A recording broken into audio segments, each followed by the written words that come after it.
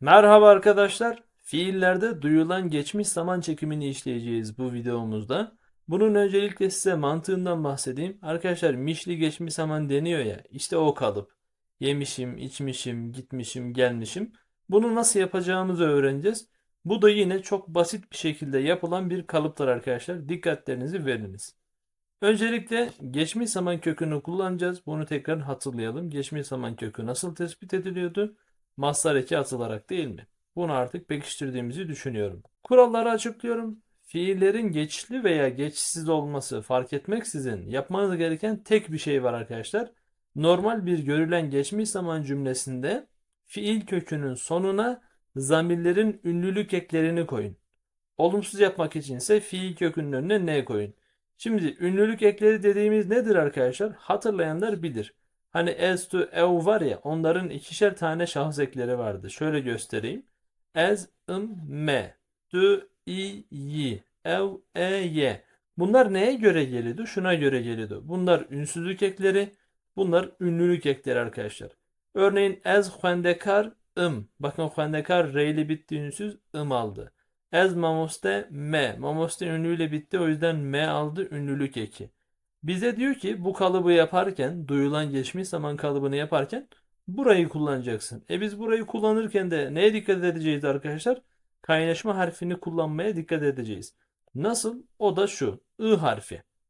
Bakınız as, hat, normalde olacaktı ya. As hat Çünkü hat ünsüzle bitiyor. As hat olacak.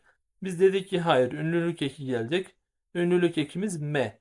Şimdi as hat me şeklinde bir cümle olmaz. Araya bir ı kaynaşması koyarız ve bunu kolay bir şekilde söyleriz. As hattı me. Du hati. Ev hatiye. Em hatine. Hun hatine. Ev hatine. Basitçe formülümüz de şöyle. Özne, fiilin geçmiş zaman kökü. Buraya da öznenin veya nesnenin, artık fiilin geçişli olup olmamasına bağlı olarak, ünlülük şahıs eki. Şimdi mesela geçişli fiilin olduğu bir cümlede de nesneye göre ek gelecek ya. O nesnenin ne olduğuna bakarsınız, ona göre ünlülük eki getirirsiniz. Birazdan örneklerde göreceğiz zaten arkadaşlar. Umarım anlaşılmıştır. Basit çünkü. Ezhat demeyeceğiz. Im'ı kullanmayacağız. Me'yi kullanacağız. Bu me'yi kullanmamız için de bize ne lazım? I kaynaşması. Ezhatıme. Du hati. Ben gelmişim. Sen gelmişsin. Bakınız, bu mişli geçmiş zamanı Kürtçe'de böyle yapıyoruz. Çok basit, çok kolay. Eklerimizi gördünüz. Bilmeyenler not alabilir. Bunları ezbere bilmemiz gerekiyor arkadaşlar. Olumsuz yaparken neye dikkat edeceğiz arkadaşlar? Ne ekine. Ne eki yine her zamanki gibi fiil kökünün önüne geliyor. Az önce de söyledik. Ez ne hattıme. Buraya karışmıyoruz. Olumsuz yaparken ne ekliyoruz sadece cümleye. Ez ne hattıme. Du ne hatiyi. Ev ne hatiye. Em ne hatine. Hun ne hatine. Ev ne hatine. Zor bir şey yok. Burada sadece şuna dikkat ediniz.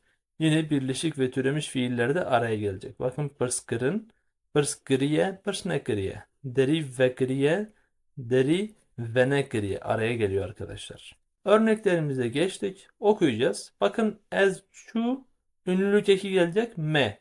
Kaynaşma niye yok? Çünkü şu zaten ünlüyle bitti. As şu me. Şu me demeye gerek yok. Kaynaşmaya ihtiyacımız yok burada. Ez şume. Ez hat me. Bakın burada geldi. Ez hatı me. I kaynaşması. Denan huariye. Bakın huar, kaynaşma, ye.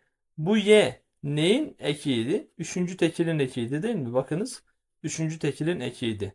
Zaten bizim burada nesnemiz nedir? Nesnemiz nan kelimesi değil mi? Nan da üçüncü tekile denk geliyor. Denan huariye. Bakın geçişli bir fiilde de böyle. Değişen bir şey yok. Normalde denan huardı. Buydu normalde. Üçüncü tekilde ek yoktu, hatırlarsanız. Şimdi burada ünlülük ekini getireceğini söylediği için mecburen getiriyoruz. Onu getirmek için de ı kaynaşması. Denan huariye. Min çay ve huariye. Aynı mantık. Çay üçüncü tekil. Sonuna y getirecek. I kaynaşması. Min çay ve huariye. Evraketine. Evraket ünlülük eki ne gelecek? Araya da ı. Evraketine. Van agır ve hıstiye. Em derbas bune. Ve futbol listiye.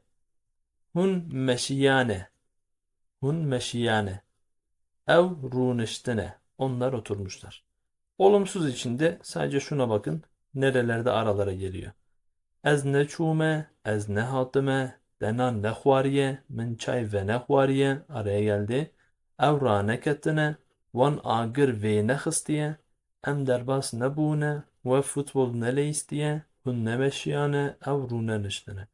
Arkadaşlar zannedersem çok basit, çok anlaşılır bir şey. O yüzden sizi fazla tutmak istemiyorum ekran başında. Basitçe anlattım. 5 dakikalık aşağı yukarı bir video oldu bu. Anlamadıysanız tekrar izleyebilirsiniz. Ayrıca yorumlarda da yazdığınızda ben size her türlü cevabınızı veririm arkadaşlar. Teşekkürler. Spaslar.